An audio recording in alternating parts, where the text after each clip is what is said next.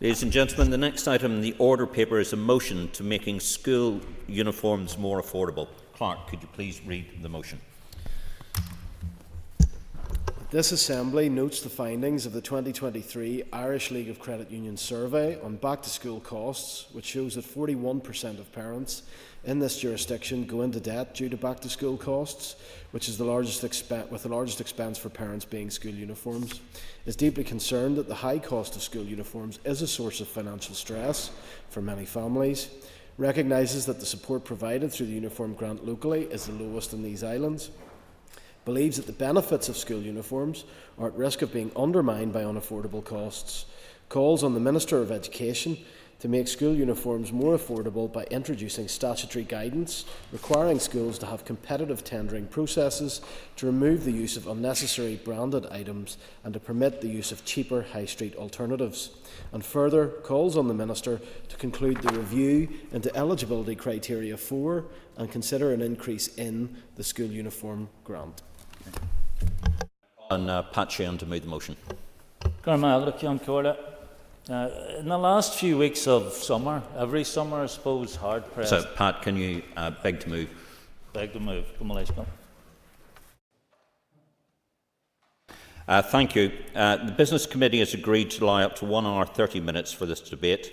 The proposer of the motion will have 10 minutes to propose and 10 minutes to wind. As an amendment has been selected and is published on the marshalled list, the Business Committee has agreed that 15 minutes will be added to the total time for the debate. Pat, will you please open the motion? I suppose in the last few weeks of every summer, hard-pressed parents already struggling with a cost of living crisis faced further financial hardship trying to afford back-to-school costs. In its annual school cost survey, the Irish League of Credit Unions found that 20% of parents say they sacrifice spending on food to cover the costs of their children going back to school. The survey also found that uniforms are the single biggest expense for parents during the school year, followed by lunches and then transport. Research from the Parent Engagement Group in the summer of 2022 found the average cost of a post-primary school uniform in the north was £378. And that's probably quite a conservative estimate. I know Save the Children would say that it is much more expensive than that. And with inflation over the last 18 months or so, parents will face a significant increase in the cost of a uniform that will have a considerable impact on household budgets and family life. In fact, I listened to a single parent on the radio this morning who has 2 children in post-primary education, and she said it costs around £1,000 each year to put uniforms on their backs. The means-tested uniform grant available from the Education Authority amounts to £87.60 for under 15s and £93.60 for over 15s, a fraction of the average cost for post-primary students' uniforms. And this falls well below the uniform grants that are available to parents of post-primary school children in other jurisdictions in these islands. The upshot is that families who are already suffering most as a consequence of the cost of living crisis will be most impacted by back-to-school costs. Currently, individual school boards of governors set their school's uniform policy.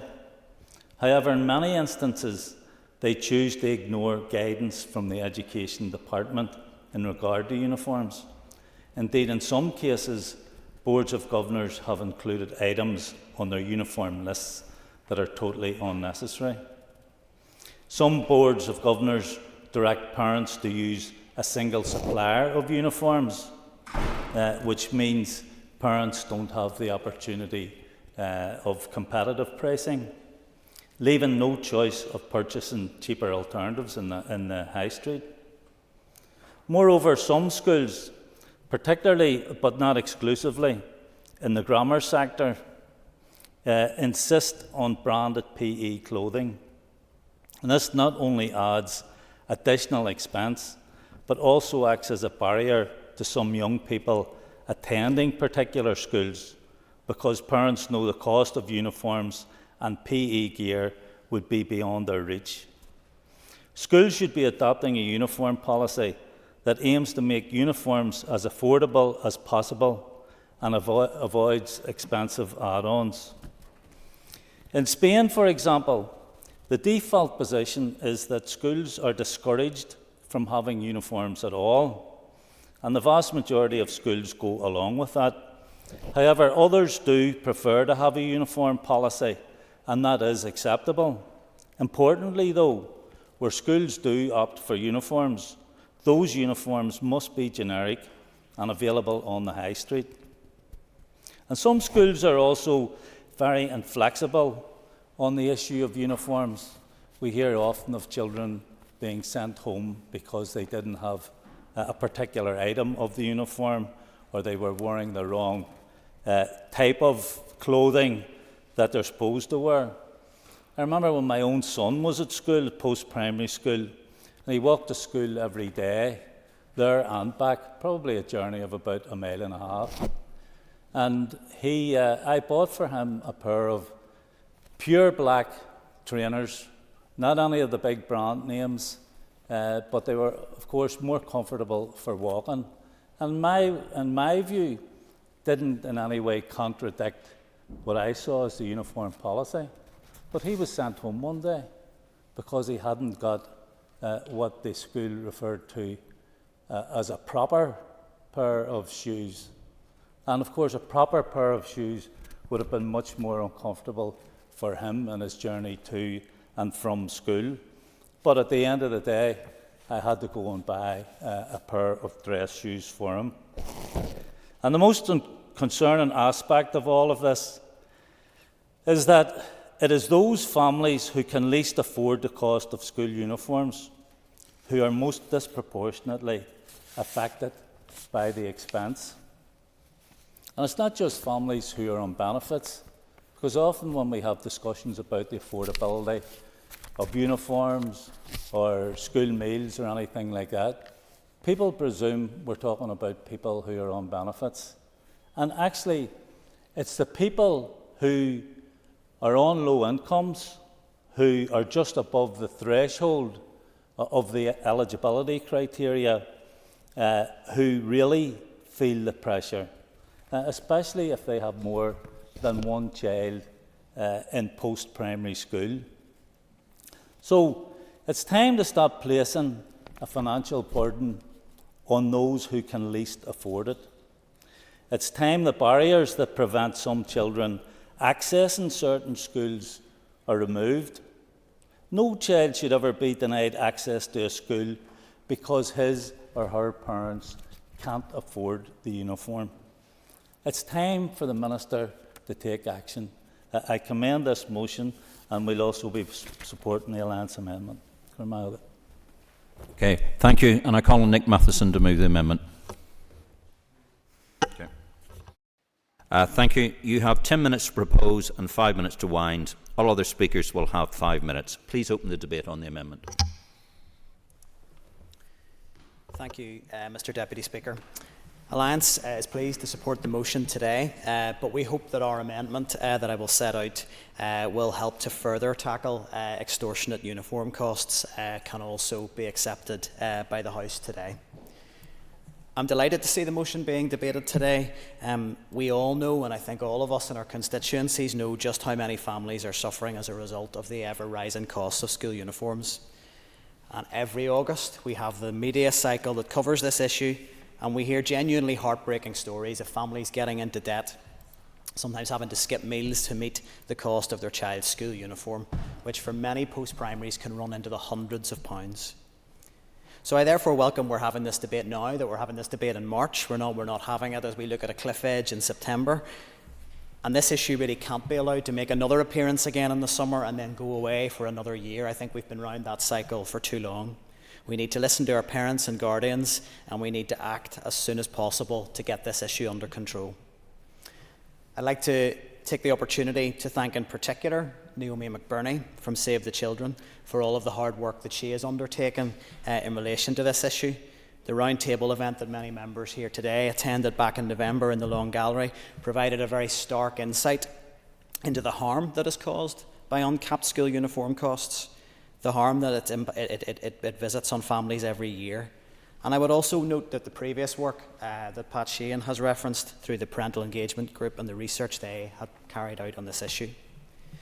Data from the Save the Children survey across Northern Ireland tells us that in 2023, 6 in 10 families struggled to cover the cost of school uniforms and PE kits. And an astonishing 73% of low-income families surveyed said that they found the purchasing of school uniform costs and PE kits financially challenging, and 49% of middle-income families reporting the same issues. Another worrying figure which emerged from this survey was that 1 in 10 parents said that their child had missed out on school due to issues relating to school uniform or PE kits. So the cost of school uniforms, the cost of PE kits is in fact preventing children from accessing their right to education, and this cannot be allowed to continue. And within that same survey, respondents told us of having to use credit cards, of having to incur debt, borrowing money from family, or relying upon grandparents on an annual basis to cover the costs of uniforms and PE kits, and spending on food, energy and fuel often being reduced to meet the cost. And that's to meet the cost of something that is a right for that child to attend school, and also a legal duty for that parent to send them. That can't be acceptable. And many of those polled spoke in their personal comments in the survey about the dread and the stress and the worry they feel each year as they think about buying new uniforms and their children starting school in September. Those are not words that should be associated with your child's journey through the education system. And for many, the impact is felt over several months as they deal with mounting debt that they then have to bear the burden over the course of the year.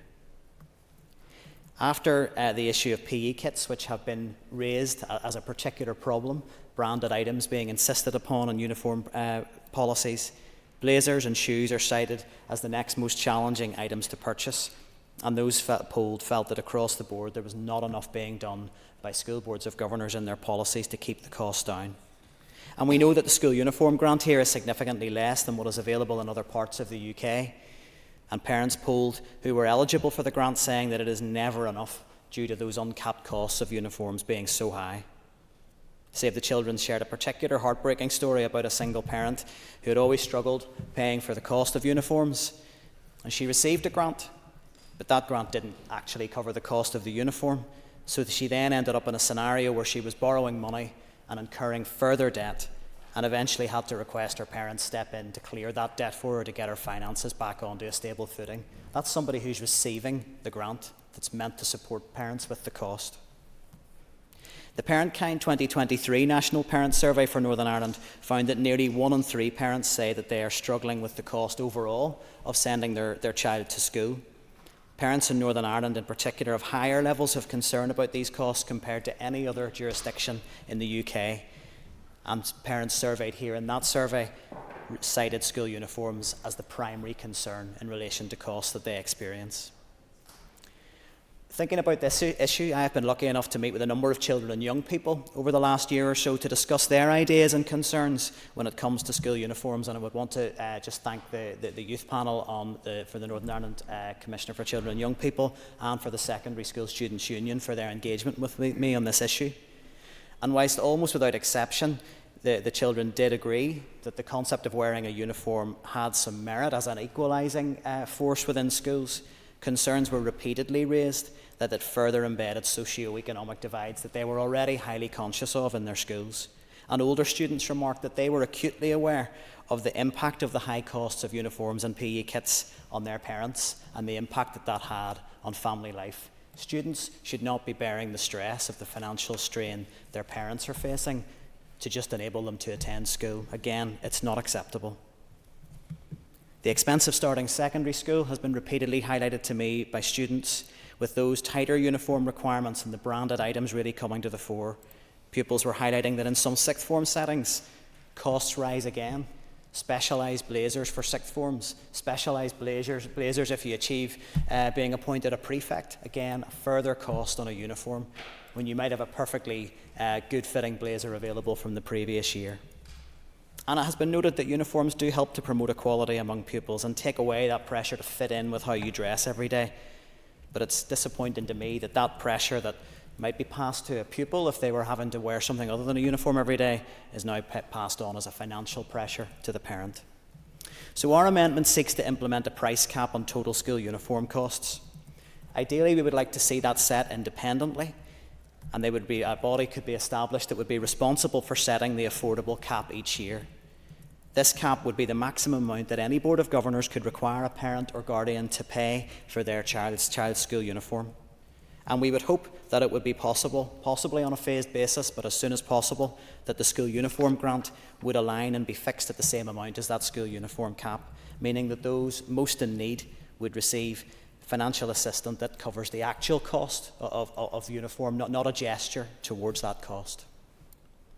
This measure, we believe, would ensure that meaningful steps are taken to drive down costs. We don't believe that words and aspirations are going to be enough any longer, because regrettably Boards of Governors have not complied with the guidance in many instances, and the learning from England unfortunately suggests that the statutory guidance that was introduced in that jurisdiction has not been complied with either, and that students are facing the same costs, families are facing the same pressures. So I do welcome the motion's call on the Minister of Education to conclude the review into eligibility for the school uniform grant, and I would urge the Minister to act as soon as possible to publish the results from this review to ensure that families, as many families as possible, can benefit from an enhanced grant for this September. And whilst we support the motion and its call to introduce statutory guidance, I do hope that this debate will draw out some of the failures around the system in England to actually deliver. The cost of school uniform is an issue we have been seeing for years. It is only going to get worse as the cost of living crisis continues to impact family finances. So I would urge all members across this House to support our amendment today to demonstrate that we're serious about tackling the issue, which is having a harmful impact on families across Northern Ireland every year. Thank you. Thank you. I call on David Brooks. Thank you, Mr. Deputy Speaker. A school uniform will form a key part of the childhood of most, if not all of us here, part of our earliest and, I hope for most, our fondest and happiest days. They're symbolic of a shared experience between ourselves, our friends and our classmates in our formative years, often people from different backgrounds, types of family and varying incomes. For many of us, any other child was a friend to talk to play with, and I don't say it naively, and I don't presume it's the experience of all, but I do think for the most part children at our schools don't analyse their classmates through a lens of social class or parental income as immediately or as instinctively as many of us who are older do. That's a good thing, and I think it is at least in part down to a uniform.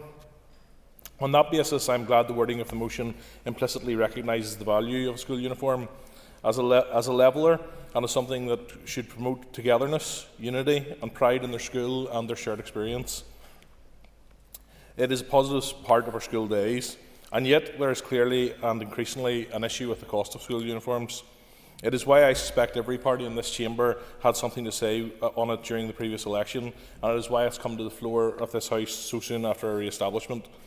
The motion is right to warn that the very reasons that we support the use of uniforms risk being undermined where the cost of those uniforms becomes exorbitant. If through excessive use of branding or exclusive trader arrangements, a uniform itself becomes an indication of who has and who has not, then the uniform accentuates elitism and social hierarchy rather than curbing it. It becomes a source of anxiety and not of pride.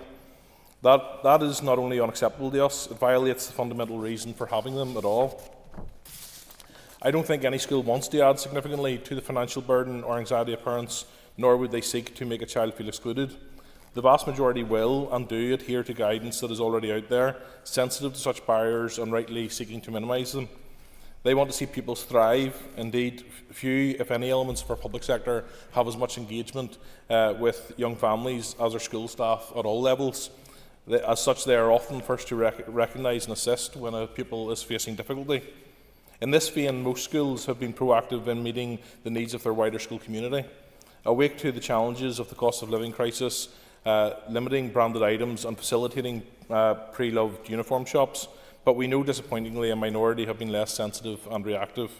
Many of our communities, as we will have heard, have been supported by charities and community organisations. I'm aware of a number of excellent schemes in East Belfast.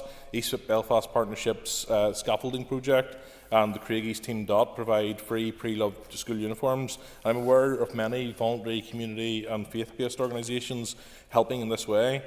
We should thank them, yet we should not be relying on these individuals and organisations. In many ways, their existence demonstrates the need for all levels of government to do more. It is something the DUP has argued for. We previously urged the Westminster Government to act to extend the zero rate and to consider a cap. The Minister, early in his tenure, is looking at ways forward to protect parents from financial stress and enhance pupil experience, and that is not overburdensome in schools. A pre-consultation exercise is taking place, and I look forward to promoting school, parental and wider community engagement with the fuller consultation later in the year. This will doubtless address some of the key issues that we've already heard about today. In terms of the uniform grants, an uplift is a sensible and desirable option to consider. However, last week this House debated SEND provision. We're all aware of the need for more funding to meet the challenges there, and it's a familiar retort, but these initiatives all require resource. Nobody is opposed to supporting families and children in this way, least of all the Education Minister. But the place where the decision is made to deliver or not deliver is often not at his desk, but when the budget is allocated, and as ever, it is something for all parties and all ministers to consider. Parents in Northern Ireland should be able to consider schools based on educational outcomes and pastoral care, not based on whether they can afford the uniform or not, but to ensure that fundamental principle is reality is not just a role for the Minister. We all have a role to play. Thank you, Deputy Speaker. Thank you, and I call on Robbie Butler. Thank you, Mr Deputy Speaker, and I rise in support of the motion, and I believe we will be supporting the amendment. We have a couple of things to probably be teased out in regard to it. I'd just like to register an interest as a Board of Governor, also as a parent who will be in the process of purchasing uniforms over this next few years, and also as a someone who a long time ago was a young person who actually felt the effects. So these effects are not new. For over 40 years, unfortunately, or probably longer, and Mr Sheehan's case, possibly even feeling the impacts of this when he was a young person. But the truth is that every young person and every child in Northern Ireland has the right to a free education. But the evidence is clear, and the lack of accountability around the cost of school uniforms and PE kits is building a barrier to many children getting that right to free education and indeed the school of their choice, simply because their family can't afford some of the mandatory kit. And this Assembly sadly has failed thousands of children over the years by not acting sooner to tackle the rising costs of school uniforms and PE kits. And those young people deserve better from all of us. We have known it's been a problem for many years. But we've been effective and we've ineffective enough. We allowed the status quo to exist. So we can't do that anymore. The public want us to act, Mr Deputy Speaker, and families can't afford for us not to act. Growing numbers of families have a building dread every summer now. I felt it growing up. I felt it when my children were growing up. A dread when the summer holidays come to an end, and then the school bills start to stack up. And for many families, that is becoming an eye-watering moment every summer. So, for many of these families, the return to school in summer is met with a deep financial struggle that stretches them to the brink. And as Mr Sheehan had rightly pointed out, it's very often the low-paid families who struggle most. And that is something that we've allowed to get out of control.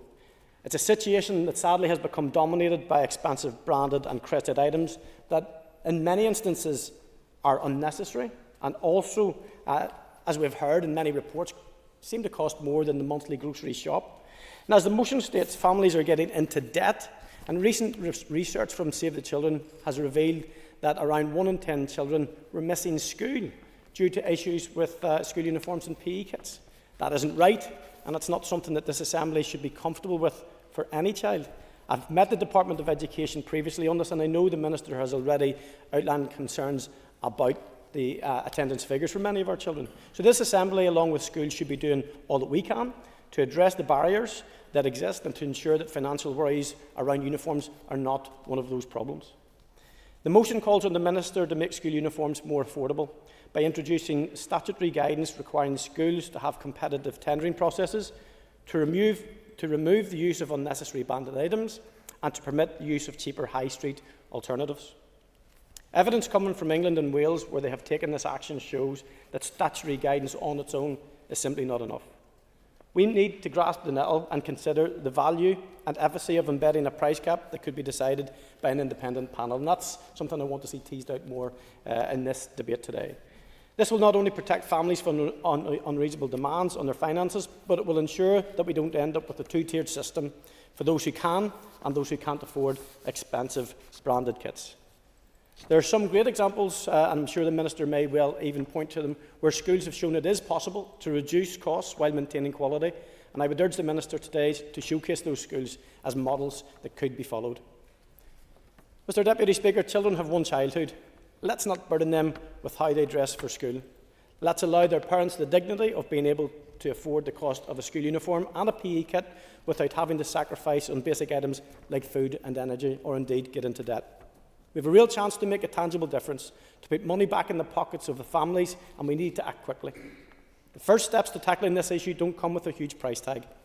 Yes, the current grant is much too low under the current arrangements, and schools do remain unaccountable to some extent for their decision making.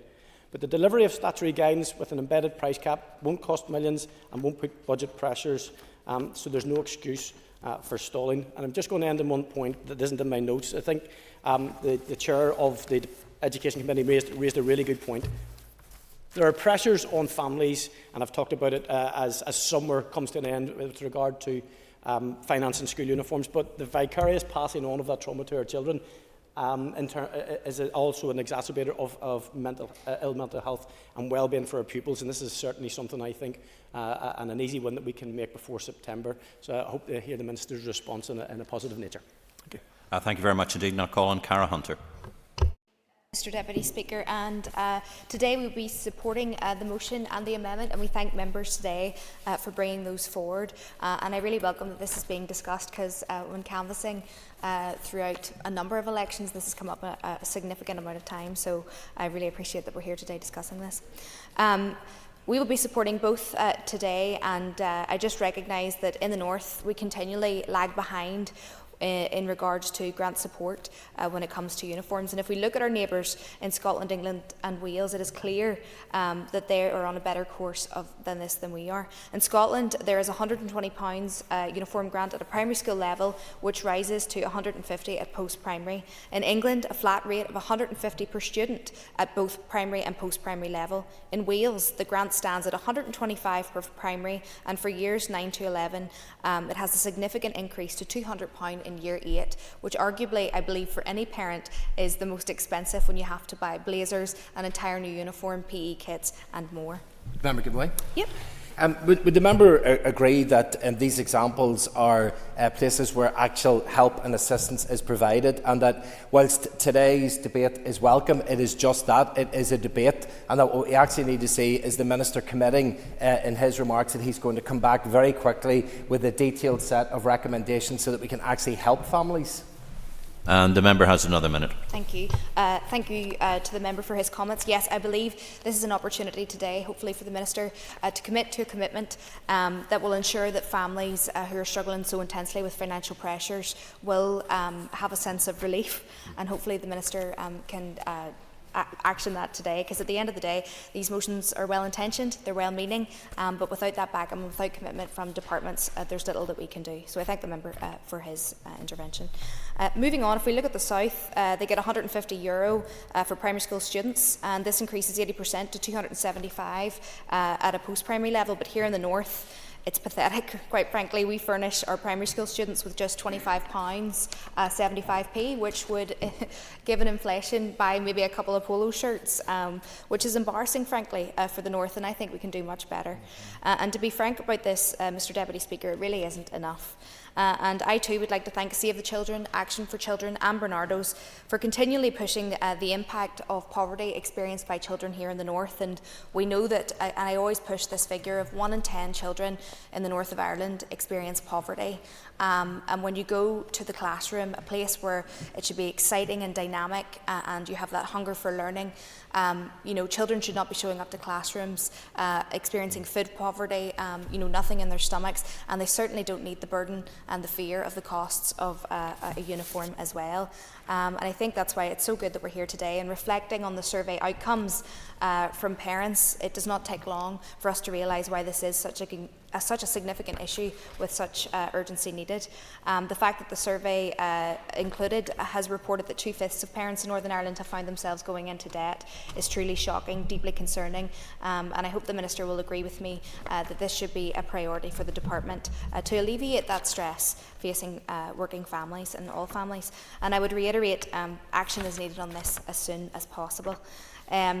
In our education service here in the Assembly, I note they do a fantastic job, and one of the debates that happens all the time is school uniforms or no school uniforms, and I really welcome the Chair of the Education Committee's comments there about listening to our young people, and every time I've been at one of those debates, it's always raised from the mouth of children. The negative is the cost, and that's really interesting when you think you have children in P3 and P4, intelligent and aware of the burden that can put on their family. So I think that's really important to mention here. Within the SDLP and our party policies, we want to increase the school uniform grant, make the guidance in our schools statutory like other parts across these islands, to allow more flexibility, and as previous members have mentioned, off-brand items of clothing could be used as they're often more affordable. And to make that statutory guidance include affordability and practicality from several suppliers, and a regular review of cost and suppliers, because they are just incredible cost. And I remember even as a teenager, the dread that you would feel when you went towards your mum or dad to ask for new clothes. So as a child yourself, you know the pressure that it's putting on your family. We're in a place now. Yep. Would the member agree also in relation to branded uniforms, the additional pressure that places on young children, especially from impoverished backgrounds, where they don't feel like they're measuring up? If they can't afford, the families can't literally afford the uniforms, then there's a bullying aspect to it. These young kids feel like they don't measure up, and how unfair that is to put that pressure on our young children. I thank the member for his comment. I would wholeheartedly agree, and I recognise this is where the community has really stepped up across our communities in Northern Ireland in providing places where there's recycled clothes, and many people have given up and recycled school uniforms, and I think that that's really positive, but they shouldn't have to. You know, every child across the north wears a uniform, so we need to ensure that we're providing the grant support necessary to support each and every child, and I really take the member's point, and he's spot on. But just to conclude, Mr Deputy Speaker, poverty is impacting families in each and every one of our communities. We're at a stage now where families with 2 working incomes cannot afford school uniforms due to struggling with bills. A cheaper alternative should be allowed so that children can focus on education and that more money is kept in the pockets of our families here. Thank you. Thank you, and I call on Danny Baker. Education is our children's passport to the future, and we have to open the door for them to walk through and not create barriers. It has been highlighted, a survey from Save the Children NI, where 1 in 10 children have missed out on school because of a uniform. That is potentially 35,000 children and young people missing school days because of the uniform. Our children deserve better. Every child and young person has a right to an education, and if cost becomes a barrier, then the system is broken. The cost of some of the school uniforms could easily match that of a designer outfit. School uniforms are supposed to be the great equalisers, levelling the playing field for young children and young people in our classroom, promoting a shared identity and equality. It seems, however, that these ideas have been lost somewhere along the way. Parents year on year are putting themselves into debt just to afford uniforms for their children, a cycle of debt that is hard to escape. Families rely on credit union loans and credit cards to buy school uniforms, with the worry and stress of repaying this debt throughout the year, only for the cycle to repeat itself in the new school year coming. To fully understand the challenges parents face, it is important that real-life stories are heard in this chamber, and I will share a story from one of my constituents. Rachel, a mother of 3, one of whom has additional needs, told me of the stress, financial pressure and outright worry that her and her husband face every year, getting their kids ready to go back to school and supporting them throughout the year. For her 2 daughters, who are in secondary school, the cost is frightening. The 2 blazers for the school requires is $270. Then comes the jumpers with a logo, shoes, skirts, shirts, ties and PE kits. All in for the girls, the cost is nearly $800. Then Rachel's son, who's in primary school, needs not only his uniform, but some additional requirements like ear defenders and sensory-friendly shoes to make it more comfortable for him in the classroom, totaling $230. All in, even before a pen or pencil is bought, before transport and lunches, this family has spent £1,000. This isn't sustainable and something has to give. Sinn Féin wants to deliver real change for our children and our families. It is clear that the uniform grant needs to be increased and expanded. It is unfair that the area with the highest deprivation across Britain and Ireland has the lowest uniform grant. We want to see this available to more families, and it should be increased to cover more costs. School uniforms need to be more generic and easier to access from more suppliers. Despite the guidance from the department that this should be the case, the price of school uniforms are still unaffordable. We have to work with schools, teachers and boards of governors to make sure that the change families, children and young people want to see is not only felt but delivered at every level of the educational system. There needs to be a legal obligation as well as support and guidance from the department to schools. And the motion today is a step in the right direction. So let's work together to make sure that Rachel's family and the many parents out there, that their voices are heard loud and clear, and most important of all, that we deliver real change to ensure every child has free and accessible education and their uniforms are affordable, because our children and our families deserve better. Thank you. I call on Cheryl Brownlee. Thank you, Mr. Deputy Speaker. As a parent whose daughter started secondary school in September, I knew all too well the significant costs associated with purchasing school uniforms, and I'm delighted to see this motion and the amendment here today as we can address this issue as soon as possible and start to address the burden. The cost of uniforms can be extortionate to the point of being simply unaffordable, and this only compounds for families with multiple children. No parent should be excluded due to the cost of a school uniform. I, of course, agree the financial support of those in low-income households should be supported, continued and protected. But I would also like to highlight the plight of working families. Due to the strict criteria and the threshold, working families are continually excluded from government support. They too have been hit extremely hard by the cost of living crisis. They continue to receive no support with childcare, housing, rates, the cost of living, uniforms or lunches, but they are seeing their costs continually rise and rise, leaving them quite literally on the breadline. We need to ensure that everyone across society is supported. We've previously urged Westminster to recognise the extortionate price of uniforms and to extend the zero rate or introduce the price cap to support families and children here in Northern Ireland, and will continue to do so. There have been significant work achieved by local councils and the community, voluntary and faith sector tackling this head-on. I know within my own constituency of Mid and East Antrim, the Council's Community Plan Partnership has teamed up with the Community Advice Service to help provide parents with good quality, clean and pre-worn school uniforms at no cost. A uniform pop-up shop was also opened up in the town centre during the summer period, as well as a number of community groups and charities offering support and assistance. However, we must be realistic and recognise the societal pressures on young people and the demand this places on their parents. Children are under pressure to have the top brands to keep up to date with the latest trends, and the unfortunate truth is parents are forced into financial stress, loans and money lenders due to this constant demand. There needs to be a societal change, reducing stigma in regards to the second-hand clothes or clothes swaps, which not only reduces the financial burden, but is also far better from our environment. I believe society and views around this are significantly changing. I do have to confess, as a lover of vintage, where you can buy and sell second-hand clothes, this is becoming more and more popular, and the stigma that once was there is no longer as prevalent. But of course, this needs to continue and we all have a part to play, but this is by no means a solution. The real issue here is that in Northern Ireland, there's no legislation to address school uniform costs and the criteria. This falls to our schools to manage on a day-to-day basis. At the moment, there's guidance to the Board of Governors encouraging them to take account of affordability, but this is an enshrined in law, which presents inconsistencies across the board. The Permanent Secretary wrote to all schools in June 2023, encouraging them to take account of this guidance in relation to cost and the impact on families of expensive uniform requirements. But again, this is merely guidance. I also acknowledge that schools and their Board of Governors wish to present their school to the highest possible visual standard, and flexibility with uniforms can present as a degree of uncertainty. But the reality is the strict demand placed on parents is quite literally driving them to breaking point, putting wholly unnecessary stipulations on them and putting looks over education. There are small changes that can be made that would help address the issues presented here today. It is critical that schools should not be instructing parents to buy from one specific supplier or a certain brand, thereby giving these suppliers a monopoly over the market and the sky-high costs that come with it.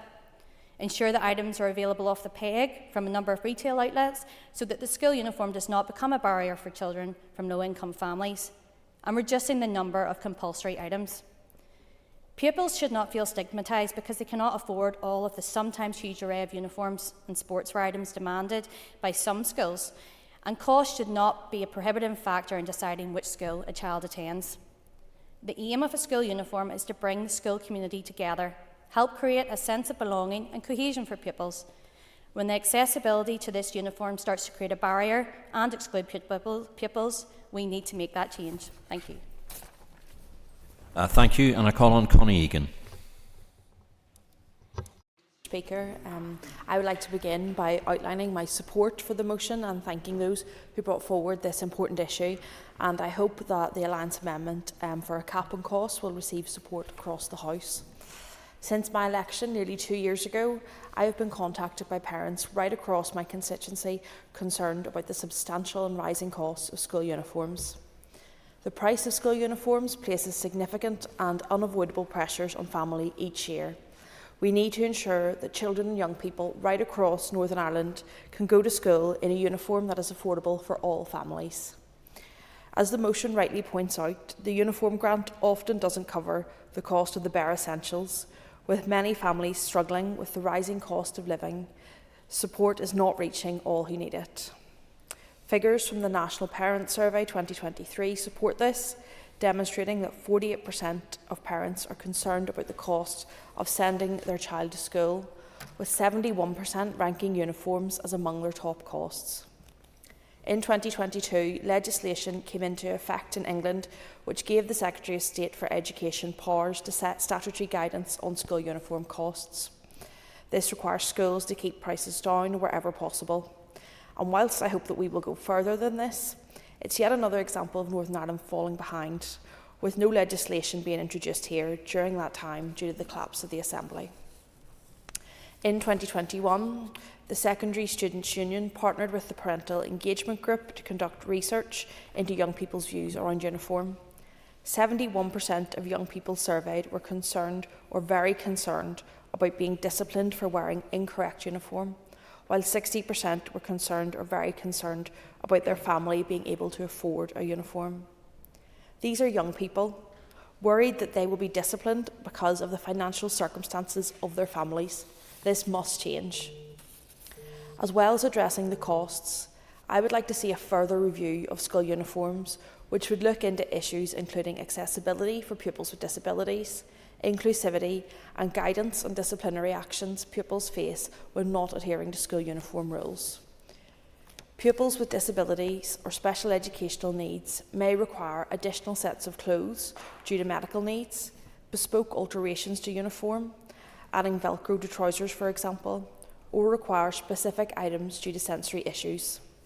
It is vital that uniform is accessible to every child attending school without exceptions being necessary. Mr. Speaker, I also think that women across the Chamber would agree that it would be completely unacceptable for guidance to be in place requiring us all to wear skirts when conducting Assembly business. I see no reason why girls and young women in schools should be treated any differently. I'm sure many of us question the practicality of our own uniforms when in school, when girls' uniforms are often being available from a limited number of stockists and being more restrictive in practical classes like drama, for example. Girls and young women should be allowed to choose to wear a skirt or trousers. It reflects the reality of the society that we live in, and for many it will be a more practical and comfortable option. All pupils should have the option to wear whatever uniform is most suitable for them, as would be the case in a workplace or further and higher education setting. Yes? Also, remember, I totally agree with her point, but she also agreed with me that people who are gender fluid or transitioning, the school and the Board of Governors should also reflect their choice of uniform, whatever it is that they feel most comfortable in their gender or their transitioning process, to reflect that as well. Absolutely. And the member has an extra minute. Thank you. Absolutely. The choice should be there for a pupil to wear skirt or trousers, whatever they feel most comfortable in. And just to reiterate, I think pupils should have the option to wear whatever uniform is most suitable for them, as would be the case in a workplace or a further and higher education setting. And if the purpose of a uniform is practicality, equality, and to foster a sense of belonging, then it needs to be inclusive and suitable for every single pupil within a school community. Yes? Thank you for taking the intervention. Oh, you've taken another one. I just wanted to reference PE in particular. Could the members sit down when the intervention's being made? Sorry, that's it. Okay, that's it. There you go. And how that impacts girls, and the reports that we receive that the uniform that is required for a lot of girls accessing PE means that they don't participate, or indeed leads to them being excluded from PE, and that's something a review should factor in. Absolutely. PE kits, I'm sure, is raised with all members in the chamber here, as well as the costs of branded PE kits, which have been increasing throughout the years, accessibility for girls, and to encourage women to participate, and girls and young women to participate in sport in a school setting is extremely important. Every year we have the same conversations about the price and practicalities of uniform.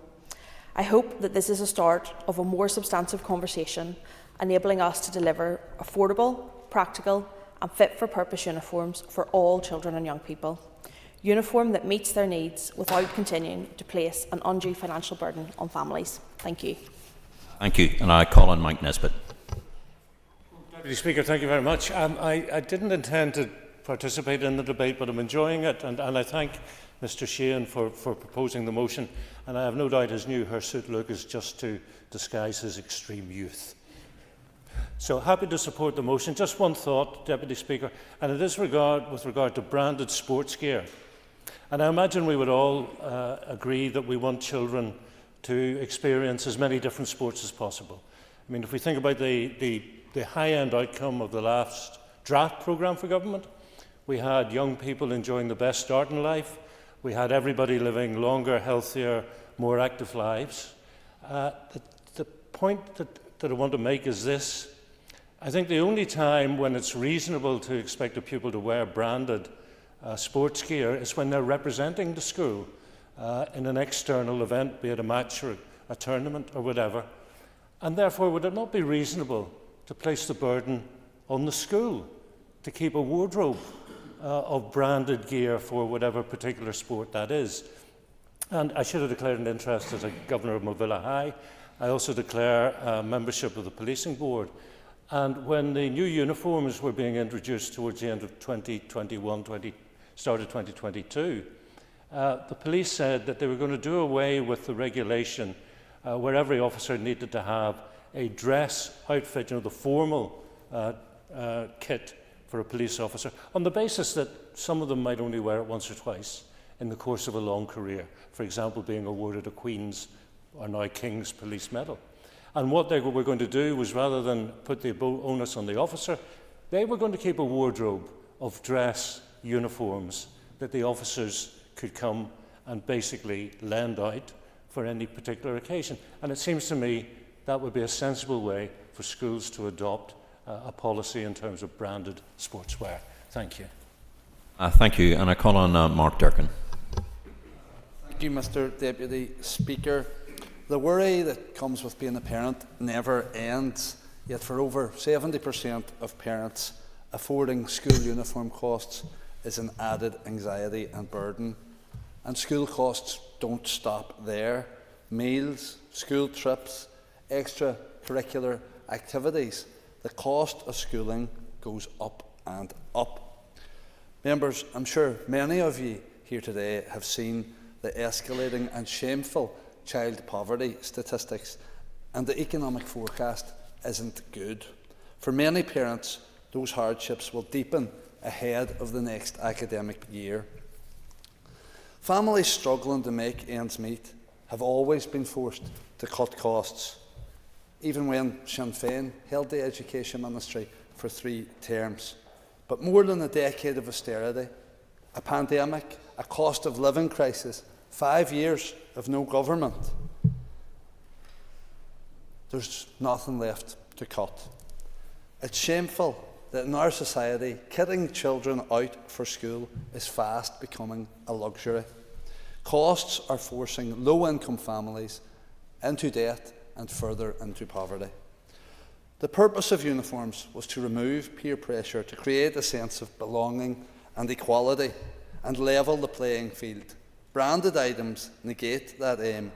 In making a distinction, they single out and stress children from disadvantaged backgrounds and create an unnecessary burden for parents. The option of purchasing high street alternatives is a no-brainer, and it's vital that schools get on board or are made to get on board. Schools should also offer and be supported to offer uniform recycling schemes to reduce costs and help the environment. And I know many of these schemes do exist in the community as well. One that comes to my own mind immediately is the Focus Project, which operates in the heart of Craigan, an area of huge disadvantage, and it really has provided a lifeline to many families in recent years. Capping costs is one thing, but tackling the unaffordability and greatly diminished support will require buy-in from multiple departments. Not only should we be increasing the rate of uniform grants, but the eligibility criteria for this and free school meals must be addressed urgently. Figures which I recently obtained from the Minister show a reduction by almost 4,000 in eligible free school meal applications and a drop of over 3,500 uniform grants for the 23-24 financial year. This reduction is deeply concerning and one that I believe is largely attributable to the universal credit managed migration, which has seen the eligibility income threshold drop from around £16,000 to under £14,000. It's ludicrous to reduce support when the need continues to grow. Without intervention, it's only going to get worse from here. We in the SDLP warned of the devastating impact of welfare reform, and sadly, I can take no satisfaction in saying much of what we said or warned of has come to pass. The welfare safety net has been eroded, and thousands of people, thousands of families are now falling through it and beyond the breadline as its impact is fully realised. This move will strip some of the poorest families of vital support come September 2024. As Ms Brownlee said, the working poor are being pummelled. Addressing inequalities and providing sustained support will improve children's educational experience and attainment well into the future. But action is needed now before the situation spirals completely out of control. The Ministers for Education, Communities and Finance, I believe, now have 6 months to address this escalating situation, creating bespoke legislation or at least making meaningful intervention on uniforms and free school meals. Certainly. For giving way. Would the member agree that one of the ways that the Ministers of Education and Communities could work together on this is by looking at how data sharing could bring in auto-enrolment for free school meals? Because around 20% of parents eligible for it don't actually access it, and if those two departments could work together, there could be work done in that area. And the member has an extra minute. Thank you, and I thank the member for that intervention. I cited figures there that showed a reduction. That reduction are the figures related to unsuccessful applications. I'm fully aware that there are people out there who don't apply. There still sadly is a stigma around applying for assistance, no matter how desperately it's needed, but I concur entirely that data sharing should be the norm rather than the exception. But action on this issue should be a priority for our executive, and I look forward to the Minister's response in that regard. Thank you very much indeed, and I'll call on Jerry Carroll. Speaker, and people have already spoken about the importance of this motion and issue, and also the Save the Children Lucid Talk Poland survey last year that mentioned that parents are cutting back to afford uniforms, and 6 in 10 parents, so a clear majority of parents, struggling to meet school uniform costs. It's really an unacceptable situation, and it's appalling that families are having to choose between feeding and clothing their children. Really sums up the state of our society today. It's an obvious point, Deputy Speaker, but no parent should have to worry about how they're going to afford to send their children to school. Working class households that have been hammered by years of Tory and Stormont austerity, including the 2-child benefits cap, can't keep forking out extortionate sums for school uniforms, particularly during a cost of living or a cost of profiteering crisis. We've heard, and people said it today, about reports of kids missing school due to uniform issues, and in my view these costs are absolutely infringing on children's right to an education. The stress that every single family goes through at a new school year is almost unimaginable. I mean, I come from a big family, and I remember every August time my parents being stressed out. They wouldn't have said anything, but you can tell by the looks on their face having to pay those extra uniform costs was putting a massive pressure on them many years ago, and you can only imagine the pressure facing the families now with costs going up and wages in real terms going down. I think it's also, Deputy Speaker, important that most education workers, including teachers, realise the pressures that parents face. Many of them, of course, are facing those pressures themselves as parents, as underpaid workers. Recently I was at a community event in West Belfast, and I was told by somebody that people who used to donate presents and food parcels at Christmas time are now the people going into those centres seeking the food parcels at Christmas time because their wages are really not keeping up with inflation. Really unacceptable state of play. And school leaders, Deputy Speaker, Board of Governors need to change and take action. Schools can and should take action, which we need legislation, of course. They should take action to implement a more generic uniform. There is no need for expensive blazers, no need for branded PE kits. This is a choice that serves nothing and nobody except the companies involved and the outdated sense of prestige that comes with a fancy uniform. Basic school uniform, 2 pairs of trousers, shirts and jumpers can be bought for in and around £20. I know there's some Bunskullina who have uniform with branded school jumpers costing around £20 or so it can be done. The state can and should intervene to curtail uniform costs. Schools should be mandated to source more affordable uniforms, and people mentioned the Tories bringing in legislation in England there a number of years ago. It's our view, Deputy Speaker, that families should not have to pay any core costs for education. Uniforms like books and other necessities should be free in all schools. There are just over 300,000 pupils in the north. If you were to give every one of them £100 for a generic uniform, that would cost over £33 million. I know maybe the Minister and others will say that's unrealistic, the money's not there, but by comparison, during COVID, £145 million was spent on the High Street voucher scheme. So are we to say that pupils are less, education is less important than that scheme? I would hope not. And we'll pay for it by taxing the rich, taxing companies and corporations who are boasting and making record profits. Pre-tax profits amongst the North's biggest firms rose by 46% to 1.367 billion last year. Corporate sales up to £31 billion, again up. UK wealth is up at 15 trillion, an overwhelming majority of that in the hands of the ultra-rich 1%. So there's a lot of wealth around these islands, it's just in the hands of the wrong people. We need to have that conversation about taking from the wealthy and putting it into the hands of ordinary people, including those struggling to pay uniform costs. Just finally, Deputy Speaker, I think we also need to have that conversation that's connected to this debate today about abolishing the grammar school system if we are to truly have a fair and equitable education system. It reinforces the class division in our society and also leads to young people feeling that they are inadequate and they're failures when they're absolutely not. So tackle uniform costs, absolutely, but also tackle that unfair categorisation of our young people. Thank you. And I thank Mr Carroll. And may I just take the opportunity to welcome Ballyclare High School into the Assembly, and my apologies for missing you a bit earlier on. Minister, you have 15 minutes. Speaker, very apt to have some young people come in at this stage when we're debating uniform policies. My daughter was playing Ballyclare High School yesterday at hockey. They managed to get a draw out of us this time. Last time we played them, we were successful in winning, but they played very well yesterday.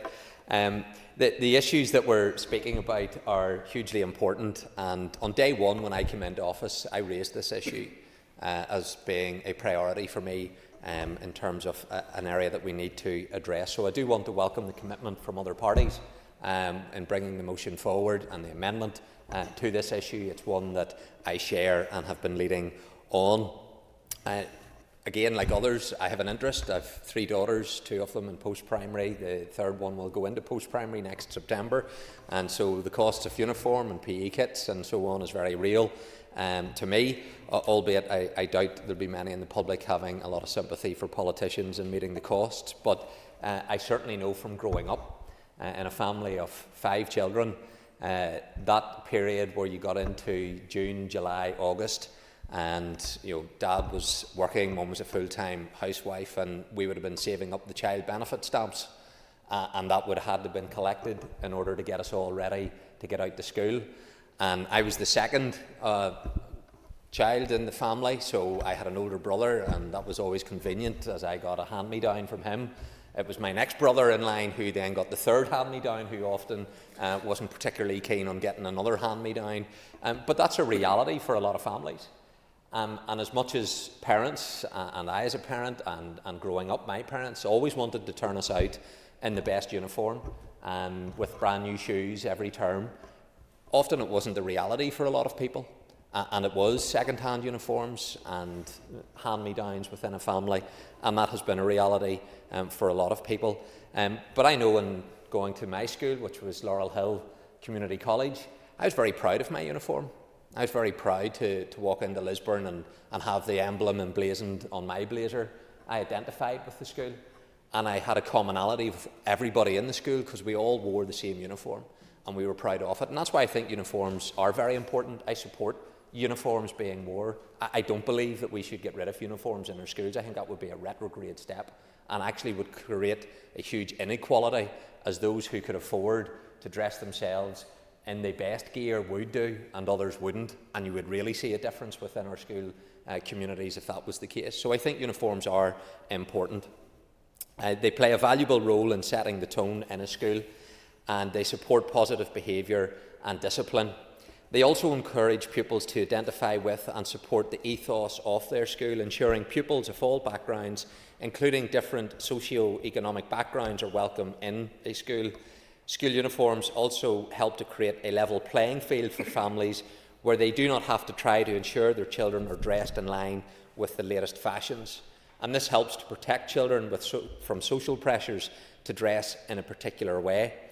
However, it is clear that there are significant challenges in this area which potentially undermine the basis for the policy.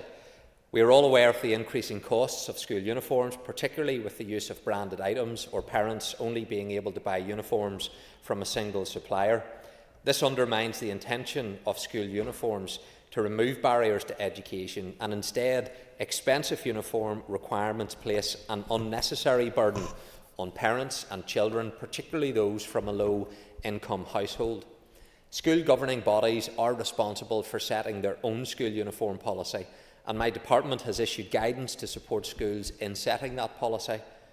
But that guidance is only of assistance if it is followed by schools. The current guidance makes it clear that in setting their uniform requirements, schools should ensure they represent value for money, and it recommends that schools enable uniform costs to be as low as possible through minimising branded items and ensuring items are available from a number of retailers. And it is important to put on record the fact that many schools have followed this guidance, and I welcome that. However, it also has to be said that there are other schools which have not. That is not a situation which I am going to permit to continue. Pending any longer-term decisions, my overarching aim in this area is to ensure that all school governing bodies put affordability, comfort, sustainability and best value at the core of their decision making when they set their school uniforms requirements.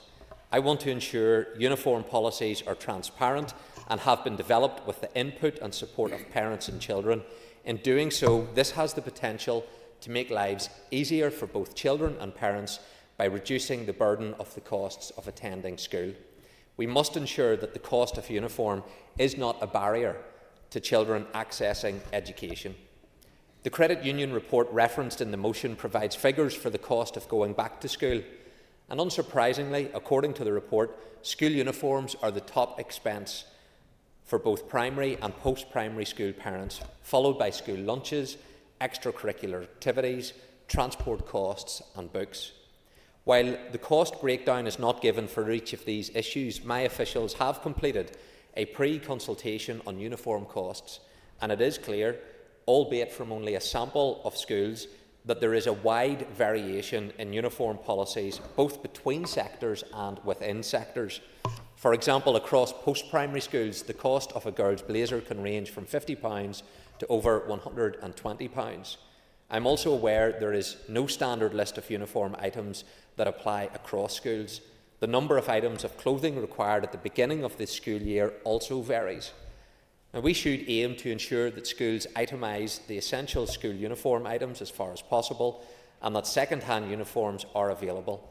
Uniforms should be affordable, comfortable and sustainable, with the uniform policy being developed with parents and children and published on the school website. Uniform policy should also be open to changes, subject again to agreement with parents and children.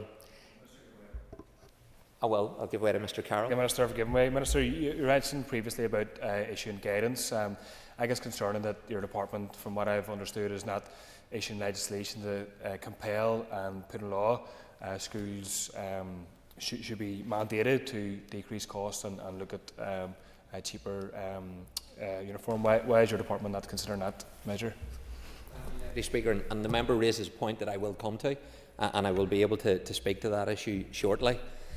During the pre-consultation, officials engaged with a wide range of stakeholders and are currently completing a consultation document setting out a number of proposals for public consultation. These included putting our current guidance on a statutory basis, that Mr. Carroll just referred to strengthen issues such as avoiding single suppliers and expensive branded items, ensuring schools develop policies with the agreement of parents and children, issues relating specifically to the uniform, for example, avoiding or limiting the number of branded items required, avoiding variation in colour and style for different year groups, and avoiding dry clean only items which make it more expensive for parents. The proposals will also include how the guidance will be enforced. I am very keen to ensure that school governing bodies engage with parents and children when setting their school uniform policy. I think this is vital in establishing a uniform that is affordable, comfortable and sustainable and still maintains the values of the school. The proposed amendment to the motion references the introduction of an annual price cap on the total costs of uniforms. In considering a cap, there are a number of issues that would need to be resolved, and I would wish to seek the views of all of the stakeholders on this as part of the consultation. It will be important that whatever changes we make to the current guidance, we ensure school governing bodies are required to adhere to it. The best outcome for all is the department, schools, parents and children working together on this issue to ensure uniform policies are developed with the best interests of the child and young person at heart. And I will wish to hear the views of parents and children and other interested parties on the proposals as they are more fully developed. I am advised by officials that we will be in a position to consult in late spring of this year, and I am keen that we will be in a position to take decisions later in the year. In relation to the review of the eligibility criteria for free school meals and uniform grants, this work is ongoing. My officials continue to examine a range of options for increasing the number of children and young people who are able to access free school meals and uniform grants. The options being considered include raising the income threshold that apply to some of the means-tested criteria, the introduction of universal free school meals provisions to pupils in some school years, and options that are a combination of the two.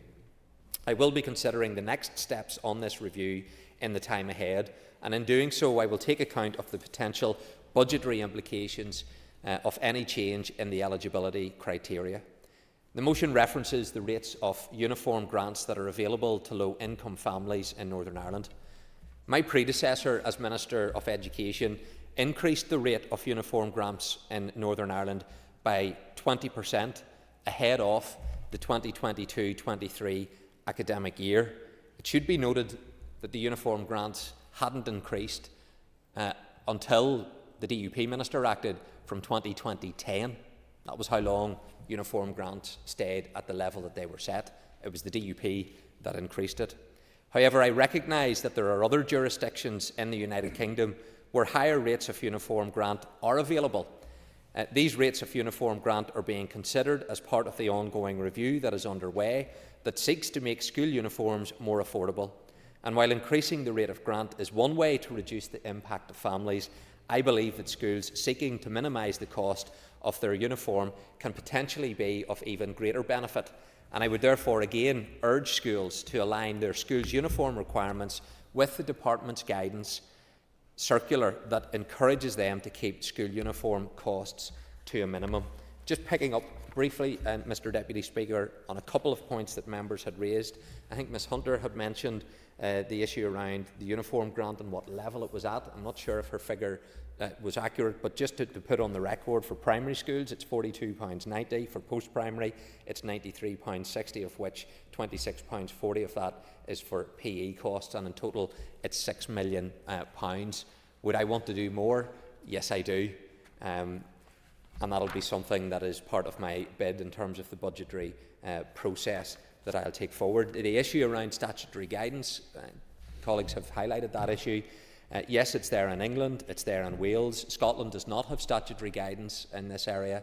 It's something that they wish to have in place in August of this year. And in the Republic of Ireland, there is no legislation and there's no statutory guidance when it comes to this issue. There is no price cap in place anywhere in these islands. That doesn't mean we shouldn't do it. I believe it is something that we should be looking at. And that's why it will be part of the consultation that I will be putting forward in terms of the introduction of a price cap, because we do need to look at this issue. The guidance currently, as I've highlighted, is there for schools to follow. I will be moving now to a consultation process to place that guidance on a statutory footing. That will include looking at the issue of a price cap, and that will allow me to take decisions later in this year. Where there is legislative provision, I will need to take that to the Executive, and I've no doubt the Education Committee will work with me to expedite this issue as efficiently as possible in terms of trying to get that legislative provision in place. Mr Butler wishes to give way, or I'll give way, sorry. I appreciate the Minister giving way. The eyes you were giving me, I didn't think you were going to. But the Minister will know I spent 20 years in uniform services, prison service for 4 and the fire service for 16. And in all of that provision, the uniform was provided for you because it was a mandatory aspect, whether it was fair wear and tear in the operational sense or whether it was dress uniform. To be not too restrictive on schools and to try and work with them in terms of the price cap would be within the remit of the discussions that where schools were going to adamantly say that they needed a certain piece of clothing, that they would actually front up the cost for that so that it wouldn't be prescriptive and would allow pupils and schools to come to some sort of arrangement. I understand the point the member is making. I suspect for a number of schools they will say, give us the budget in terms of us being able to provide, if that was the case. But this is an issue I know he, as a member of the Education Committee, will want to explore with me. I want to work with the committee in terms of coming forward with the right approach in all of this. I believe that we can do, because we are coming from a shared objective in all of this across the different parties. It's how best we do it, it's how effective we can make it. And that's the objective that I want, because the costs associated with uniforms should never be a barrier to what school you go to.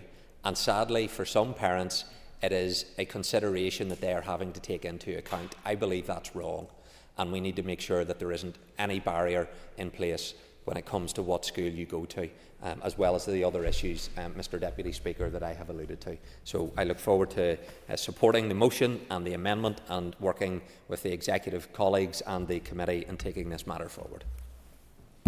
Thank you. Thank you very much indeed, Minister, and for bringing it spot on at the 15 minutes. The Business Committee has arranged to meet at 1 o'clock today, and I propose, therefore, by leave of the Assembly, to suspend the sitting until 2 o'clock. The debate will continue after question time, when the next member will be called will be Nuala McAllister to wind on the amendment. The sitting by leave is suspended. Thank you. We now return to the motion on making school uniforms more affordable, and I call on Nuala McAllister to wind on the amendment, and the member has up to 5 minutes. Thank you. Thank you, Deputy Speaker, and I thank the Minister for his response just before we adjourned for the break there. I just want to point to some of the specific issues that were highlighted during the debate by many members across the chamber. But first, before I do that, I just want to take a minute to actually describe what we all know as a school uniform and what is seen as a standard school uniform. And we all know it's a young child, usually wearing a shirt and tie, looking like they're going off the interview at aged 4, sitting at a desk for 6 hours a day with the scratchy jumper on and tight trousers. Little kids who have usually run about in the playground at nursery for 4 hours then are sat at a desk for 6 hours in their little school ties and their little school jumpers or skirts or pinafores. And really, that's not really the image that we think of when we think of kids. You know, we think of laughter, we think of fun, and we think of innocence. So really, the school uniform should not be part of the child, or not. This child should not be part of the school uniform, but the school uniform should be part of the child and actually complement what it is that they do during school, and most importantly, have comfort at the bottom of it. Many members across the chamber noted the expense that it has on parents, but actually the effect of stress that it causes on the children. And I know that some of the members had expressed concern about this, and I do agree and share that concern too, that there is no child who should be stressed because of the financial circumstances of which their parents find themselves in because of the burdens placed on them by school uniforms. We all agree that the school uniform grant is not sufficient and that it should have been updated many years ago. The Minister highlighted that he had one of 5 children, I think that was correct, having to find a school uniform for. I can top that, Minister, I'm one of 8. One of 8, which at one point there was 6 different schools where my parents had to find school uniforms for, 6 of them post-primary schools. And when we all know we have to buy blazers, jumpers, and then PU uniforms, it's simply unaffordable. It was unaffordable 20 years ago when I was at school. It's still unaffordable today, and in some instances, it's been highlighted by MLAs, it's often getting worse. Another issue that I wanted to address that other MLAs shared is this idea of branded PE uniform. And I make reference to the comments made by Mike Nesbitt around the branding, that if they wanted to wear a branding PE uniform, then why not should the school pay for that or perhaps have the wardrobe of that uniform? Well, if a particular brand wants to actually be shown in a school uniform, why don't they pay for it? Why don't they do it through school sponsorship? Why place the burden on a child? It exacerbates the problem that we have around division in our school system. We all know our schools are divided. Our schools are not integrated on a true basis, and I'm not talking about just based on religion. I'm talking about academia, and I'm talking about a financial set. Children who come from families who can afford will receive school tuition, more likely to go to a grammar school. Those families who can afford will be able to afford the school uniform, the branded PE gear, go on to play for the school sports team, whether it's football or rugby. And if they're branded PE gear, the families who will be able to afford will more than likely be the ones who will go forward for that. I've heard everyone in the chamber agree with that today, and I listened to the example provided by Danny Baker around the family who had 3 children, one of which was a child who attended a special needs school. And I think that's an important issue to reflect on, because what uniforms surely aren't is inclusive. Whenever we talk to children about reasons why they're not happy with their school uniform, it's not about just getting rid of school uniform in its entirety. It's actually about comfort. And with a lot of SEND children having sensory issues, a lot of children that attend mainstream school with sensory issues, are our school uniforms actually built for purpose for those kids to feel comfortable? And then there was some focus all around the add-ons to school uniform, but I would like to expand a little bit about that.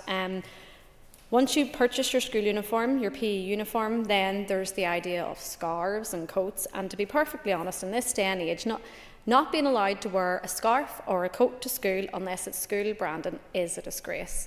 Whenever the weather is cold, we need to ensure that parents can provide their children with anything. I want to touch on a few of the things that the Minister said, and I welcome your points around ensuring that the affordability can work for parents. Unfortunately, the member's only got a very short time to do that. Okay. Well, I just one thing that I would like to highlight is that inclusivity was missing from your comments. So I want to ensure that in the consultation you do include inclusivity, but I am glad to see Could the member that draw you're her remarks to a including the close, CAP please? as well. Thank you.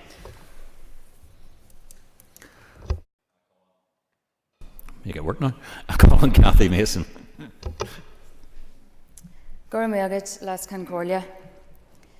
Every family should be able to afford their child's school uniform and PE gear. No ifs, no buts. And we can work together in this Assembly to ensure that, giving families the much needed break they deserve. I have with me in my hand today the responses of over 1,500 families to a recent survey that we conducted as a party. And at the time, I gave a guarantee to each of these families that I would try to make their voice heard. With the Education Minister here today, I want to take this opportunity to read a few of their personal testimonies to him. I dread July and August coming around every year. It's a time when most people love, but I don't. I struggle to purchase food because of school uniform costs. Another parent said, I'm a full-time nurse and in a good band in the health service, yet I financially and mentally struggle with the cost of school uniform for my children. Work is tough enough without this. Another says, I work full-time, and whatever overtime I can get, still I struggle to afford the cost of my kids' uniforms and school costs. I'm now looking at taking on a second job. And another says, I have sleepless nights with the worry of school uniform costs. I have tried taking out loans, but that doesn't go far enough. The unfortunate and very sad reality is I could go on and on and on with these personal testimonies. Many families are really hard-pressed at the minute with the high costs of heating, electricity and food. They already struggle to make ends meet, and when the summer comes around, the cost of school uniforms really can be the straw that breaks the camel's back. By putting all of our shoulders to the wheel and working together in this Assembly, we can make school uniforms more affordable and help to keep the money in the pockets of families. That must be our focus, making a positive difference to the everyday lives of ordinary people. We need to make sure that going to school is as easy as possible for each and every child here in the North, and that means removing unnecessary barriers by making school uniforms affordable for all families and giving our children a good meal and easily getting them to and from school.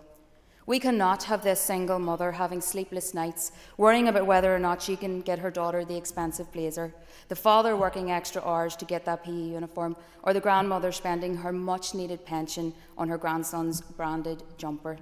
It is simply not acceptable. Many families are burdened by debt every year with uniforms and PE gear costing hundreds of pounds for just one child. An experience I've been challenged with as well as a parent, as I'm sure many in this House have as well. Some stark findings from Parent Count are a clear signal that families need help to tackle huge cost of school uniforms. 71% of parents surveyed in the North claim that their top school cost worry is the price of school uniforms. And 30% of parents in the North struggle to afford the costs associated with sending their children to school. And as been mentioned before, the Children's Society found that parents who had to buy 2 or more items from specified suppliers said that the average cost was around 50% more expensive. This should not be the case. 1 in 10 parents surveyed by Save the Children said that their child had missed out on school due to issues relating to school uniforms or PE kits. This cannot go on. Every child has the right to a good education. Children should not miss out on school because of the cost of their uniform. Families should not be priced out of schools, and children especially should not be burdened by financial pressures. Families do not deserve this. Save the Children also stated that 60% of parents find the cost of school uniforms and PE kits financially challenging, disproportionately affecting low and middle income households, and a third of parents across the north have had to borrow money to cover the cost of school uniforms and PE kits. As has been mentioned before by previous speakers, we are now in a scenario where families are being forced into debt year on year, borrowing from their local credit unions, taking out high-interest personal loans or credit cards, and are finding it so difficult to break the seemingly never-ending cycle. It is clear that the Department for Education's current guidance on the cost of school uniforms is not touching the sides of the transformations that are needed to help our struggling families. We must be more ambitious to help working families with rising school costs. The current school uniform grants available from the Education Authority are inadequately dealing with the rising cost of living and must be rectified if we want to make uniforms affordable. The Department should urgently review the grant threshold to ensure all children in poverty receive the support they deserve and that no child is excluded from accessing their education. There is much more work to be done to establish a fair tendering process for school uniforms, one that aims to provide high-quality, affordable uniforms that are built to last, that can be passed down through households or passed on to new pupils. We must also be more ambitious to help working families with rising school costs by looking at the concept of voluntary contributions. It is clear that these contributions are putting further pressure on families, with 17% of them stating that this is their top worry. Families deserve a break now more than ever, and I will work with everyone in this House to ensure this happens. The Education Minister must act now to address this issue, particularly as we near the time of year when parents are beginning to buy their uniforms. And there have been so many valid points made right across by all parties right across this House, and it is very clear that you are all getting these concerns raised with you as well. I want to mention specifically the comment made by the member Connie Egan when she made the point of the gender equality issue in terms of the compulsory wearing of skirts, and that everyone should be able to wear what it is they feel comfortable in. And also from my party colleague Pat Sheehan, who raised the issue that parents are already struggling with the cost of living crisis, and this is only adding to it, and his comparisons with other countries such as Spain. And the member David Brooks, who mentioned the value of a school uniform, but the dangers of having this excessive branding. And to Robbie Butler, who mentioned the lack of accountability, acting as a barrier to education being accessible for all and people having the choice. To Carol Hunter, about the lagging behind in this in the north here in terms of grant support and the comparisons that you drew with England, Scotland, Wales and of course the south. And Jerry Carroll, who mentioned about that it's appalling that families are having to choose between eating and affording school uniforms. And this is the reality that we're facing. And that's just a few of the very strong arguments that were made here today.